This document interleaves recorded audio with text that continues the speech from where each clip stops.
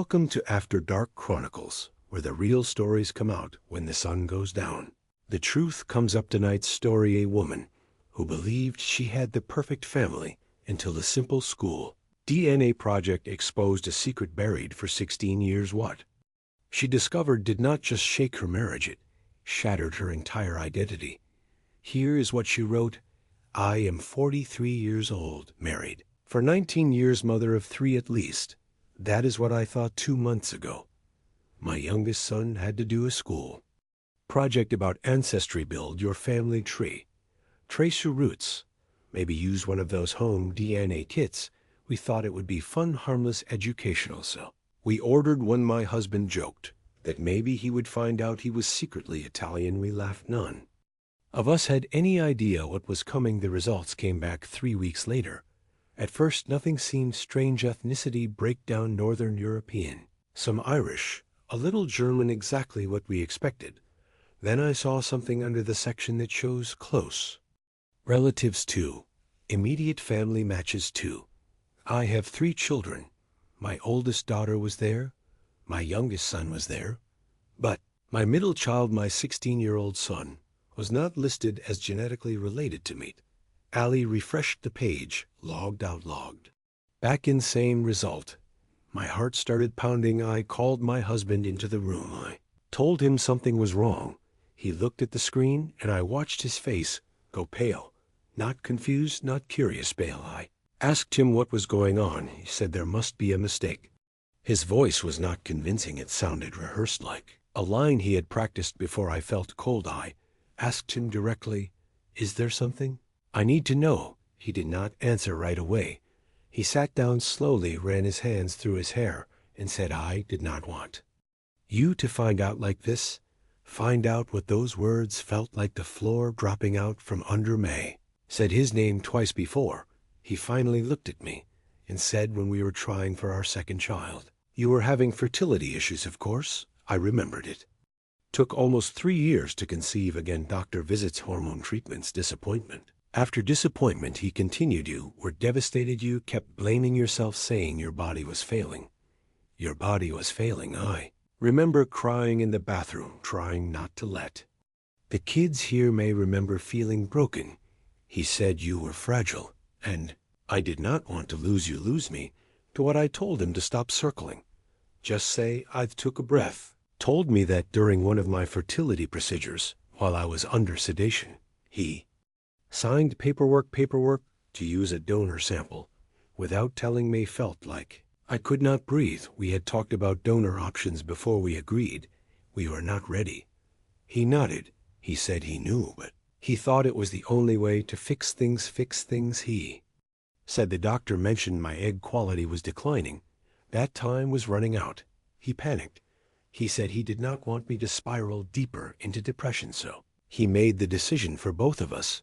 While I was unconscious, I remember that appointment, waking up groggy, him holding my hand, telling me everything went smoothly. I thought he meant the procedure, not that he had replaced my choice, replaced my consent, replaced my DNA. A stranger said he never planned to tell me once our son was born. Once I bonded with him, once life felt normal. He thought it would only hurt me to know. Hurt me. Stood there shaking. 19 years of memories, replaying in my head my pregnancy, my son's first steps. Way everyone said he did not look like me. I had my stubborn personality. Was that even real? Or was that something I wanted to see? I asked him if our son knew. He said no, nobody knew. Clinic closed years ago. Records gone, doctors gone, the secret buried.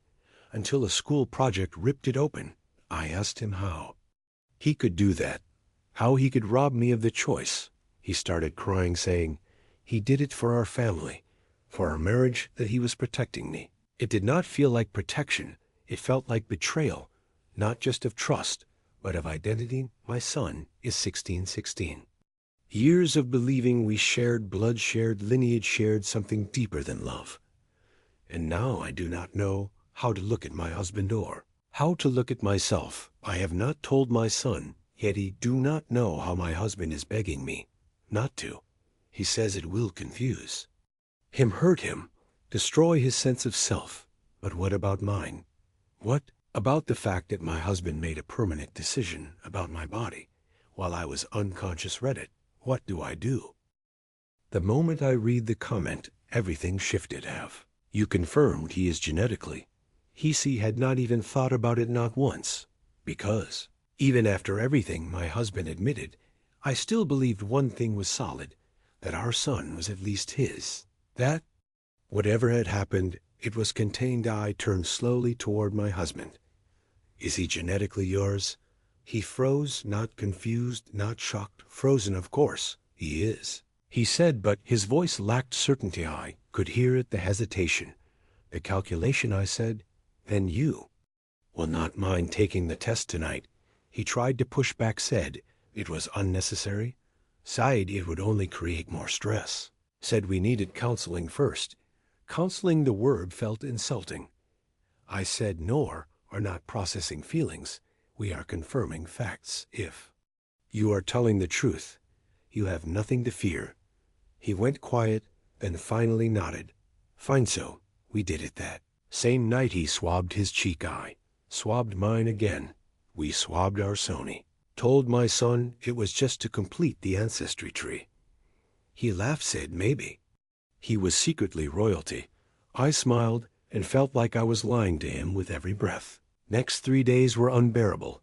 Every time my son spoke, I heard a question in my head. Who are you? Every time my husband looked at me, I wondered what else he was capable of hiding. On the 4th day, the email arrived. As at work, I walked into an empty conference room, locked the door, opened the results. Parent-child match.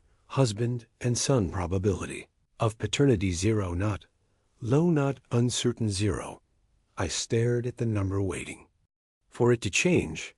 It did not. My hands began shaking. I slid down the wall and sat on the floor, my heart pounding. 0. He is not your biological father. I called my husband. Immediately, he did not answer. I called again. No answer. I texted one word. Now. He called back within seconds. What the results are in, and he is not yours. Silence, not surprise, not confusion. Silence, the kind of silence that tells you the truth was already known. It must be wrong. He said, wrong again. I said, it is not wrong. You are not his biological father. His breathing changed faster. He said, we need to talk at home. I left work immediately, drove in a haze. When I walked into the house, he was already sitting at the kitchen table, hands clasped, eyes red. He did not look shocked. He looked cornered. I stood in front of him, start talking. He opened his mouth, closed it, then finally spoke. When we were trying for our second child, the fertility issues were not only yours. My sperm count was low. The doctor recommended IVF. I was ashamed. I did not want you to see me as less, so I handled it. That phrase again. He explained that, instead of telling me the full truth, he signed paperwork to use donor sperm for him, not for me. He said he did not want to be the reason we could not conceive. He said he could not handle being infertile, so he replaced himself with a donor without telling me. While I was under sedation, I felt physically ill. You replaced yourself without telling me. He nodded. I thought the outcome mattered more than the process. The outcome, a baby, a family, a fixed problem. He said, once our son was born, once life felt normal, he convinced himself it did not matter. But it did matter, because now son is not genetically related to either of us. And you knew. That is when I asked the question, when did you find out? He hesitated. Too long. A year ago. He had known for a year. He had run his own DNA test secretly. He said he just wanted confirmation. He said when the result came back 0, he panicked. The clinic had already closed records, archived, doctors gone, so he buried it like the first lie, and hoped it would never surface. For 1 year he let me believe. For 1 year he let our son believe. I felt something inside me shut down, not loudly, just completely. He said he did not want to lose you. Said he thought love would outweigh biology. Love. I looked at him and realized something terrifying. This was not one mistake. This was a pattern when faced with fear. He chooses control when faced with uncertainty, chooses silence when faced with truth. He chooses management upstairs. Our son was playing a video game, laughing completely unaware that his entire origin story was unraveling. I said quietly, "He deserves to know." My husband stood up immediately. "We'll destroy him. He does not need this. He is happy built on a lie." I said, "He has the right to his own truth. You already stole mine." He went quiet, and in that silence I knew the next conversation would change everything. That night we told him there was no perfect way to do it, no gentle introduction, no safe wording, just truth. We sat at the kitchen table, same table where we had eaten dinner for 16 years. My son looked at us confused. He thought he was in trouble. He was not prepared for what came next. I said we needed to talk about the DNA test. His eyes lit up for a second. Did we find something cool maybe? Viking, maybe royalty. He was smiling. I almost broke right there. I told him there was an error and the results showed something unexpected. He stopped smiling. What kind of unexpected? I swallowed. The test shows I am not your biological mother. Silence, real silence. Kind where your brain stalls. He blinked, then laughed once like it was absurd. That is not funny, I said. I know, I wish it was. He looked at his father and back at me. That does not make sense. You are my mom. I nodded. I am your mom. Nothing changes that. But biologically, the DNA says something else. He stood up. Are you saying I am adopted? No, not adopted. There was a fertility clinic mistake, or something that happened during treatment. He looked at his father. Are you my biological dad? My husband froze. I saw it happen. The hesitation, the fear. I answered before he could lie. The test shows he is not my son. Stepped back like the floor had tilted. So neither of you, he did not finish the sentence. He did not need to. Neither of you are related to me. His voice cracked. Who am I? That question, that sentence, hit harder than anything else. I stood up, tried to reach him. He pulled away, not because he did not love me, because he did not know where to stand. This is not possible. You are lying. Both of you tell me. This is wrong. I wish I could. He turned to his father. Did you know my husband said he found out recently it was a half-truth, and my son saw it. How long? A pause. Too long. A year. My son stared at him. You knew for a year, and said nothing. My husband said he was trying to protect him. Protect it. Again, you protected yourself. My son snapped. You protected your lie. His breathing got heavier, faster. So I do not belong anywhere. You belong with me. I said, blood does not erase 16 years. Nothing erases 16 years. He shook his head. You do not get to decide what is real. That sentence hurt, but I understood this was not about biology. This was about trust. He asked again, who are they? Who are my real parents? We had no answer, no names, no files, no contact, just a closed clinic and a void. He grabbed his backpack and ran upstairs. We heard the door slam then. Silence, deep silence. My husband looked at me like he expected me to fix it. Oh, smooth it. Oh, manage it. He said nothing, because there was nothing left to manage that night. Our son did not come down, did not eat, did not answer knocks around midnight. I heard footsteps, the kitchen, then his bedroom door again. The next morning, his backpack was gone, his coat gone, phone going straight to voicemail. My heart dropped. I called again, nothing. My husband was already grabbing his keys. We drove through every place he might be, friends' houses, basketball court, the old park. Finally a text. I am fine. Do not call the police. Location pin, the elementary school park. We found him on the swings hood, up staring at the ground. 16 years old, looking 10. I told my husband to stay in the car for. Once he listened. I sat next to my son. He did not look at me after a long minute. He said, I even real? You are real? I said, more real than any test result. He shook his head. You both lied. I did not know. I said. He searched my face, trying to see if that was true. You did not know? No? He exhaled slowly. Dad knew. Yes. Silence then. He said, I do not care about the DNA. I care that I was the last to know that. Was the Cornut Biology Truth Trust we went home together. Nothing felt stable. Nothing felt solid. I realized this was no longer about fertility or clinics or donor mistakes. It was about a man who believed control was love and a son who just learned the cost of secrets. The house felt different after that night. Not louder, not quieter, just unstable, like something structural had shifted. My son barely spoke the next 2 days. He went to school, came home, closed his door, headphones on silence. My husband kept trying to approach him. Small conversations, casual questions, homework, dinner, sports. Every attempt failed because there was no small talk left, only truth, and truth does not shrink back down on. The third night my son came downstairs, sat across from me, not his father, me.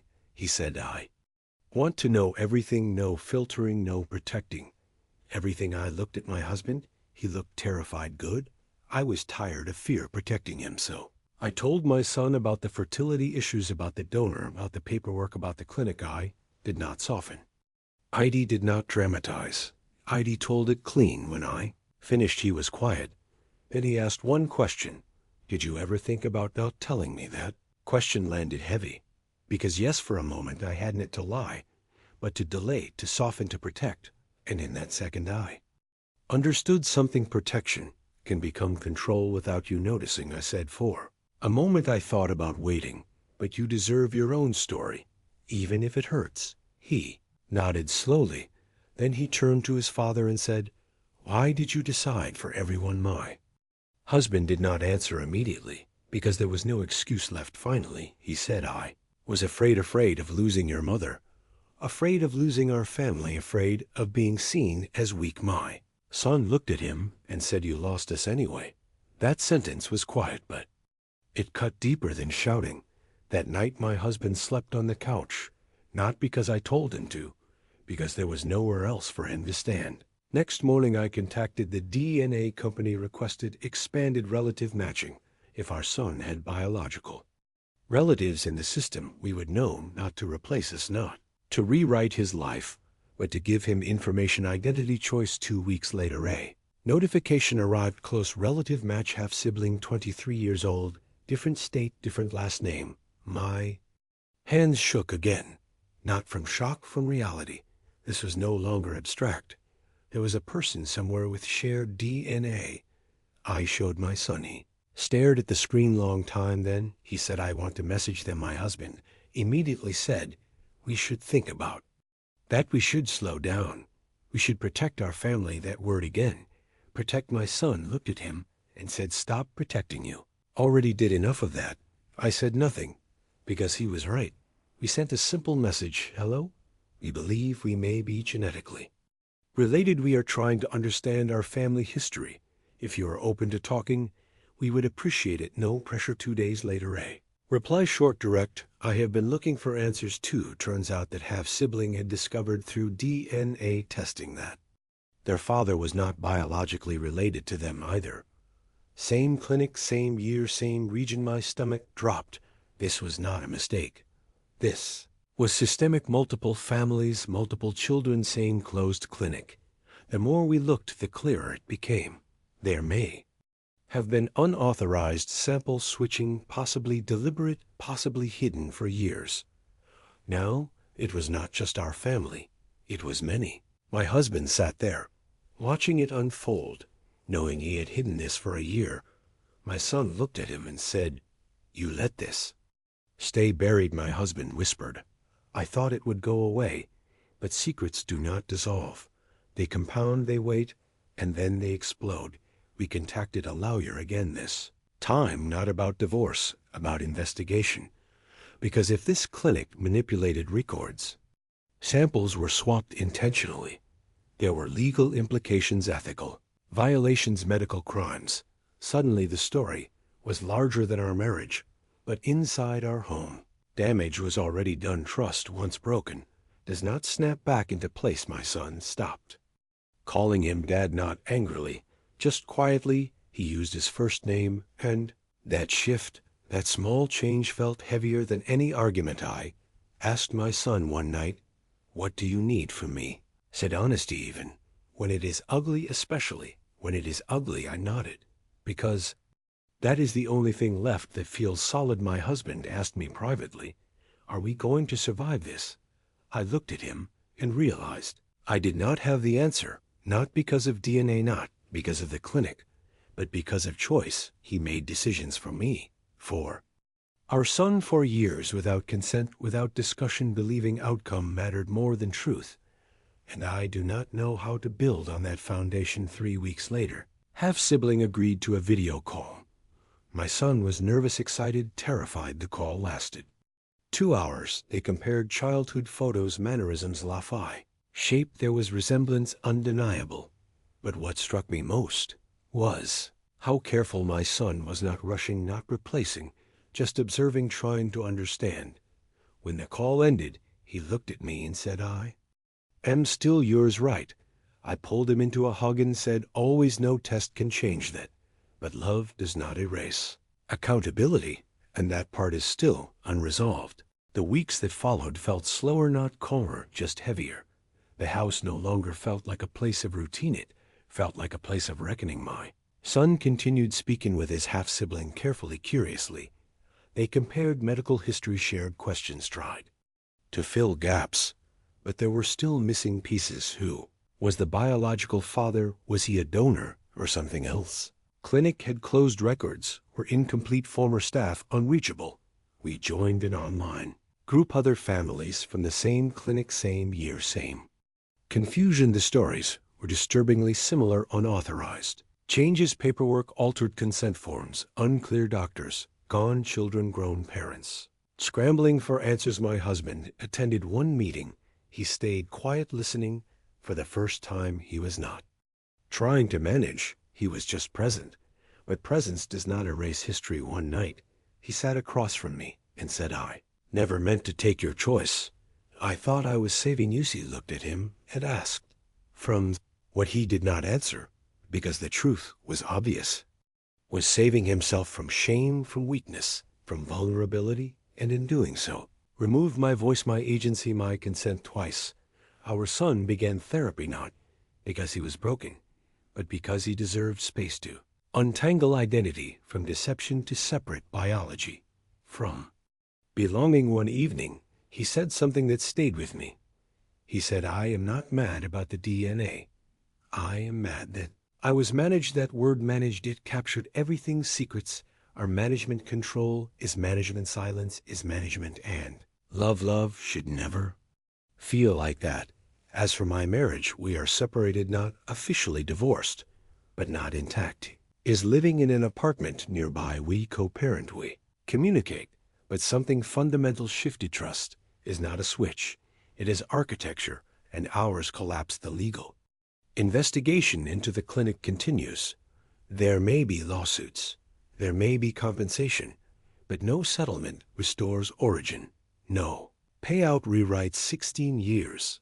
What remains is honesty, and that honesty feels raw but clean.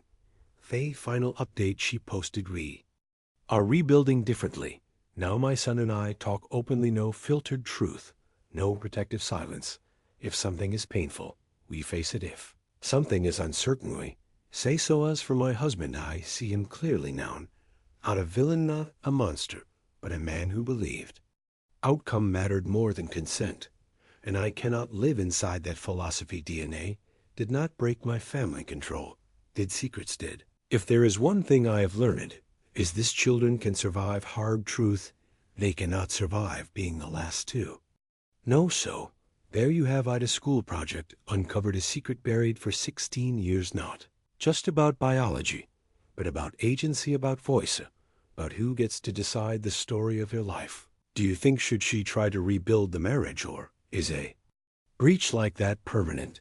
And if you were the son, would you want to know everything? Would ignorance have been kinder? Drop your thoughts in the comments below. This has been After Dark Chronicles, where the real stories come out. If you enjoyed this story, the next Chronicle drops Wednesday at 10 p.m. IT, is about a woman who discovered her sister wore a wedding dress to her engagement party, and what happened next will blow your mind. You do not want to miss it. Hit subscribe so the algorithm knows. You are part of the After Dark family. And remember, when someone makes life-changing decisions for you, without you that is not. Protection that is control. Until next time, stay smarts, stay strong, and remember the truth always comes out after dark.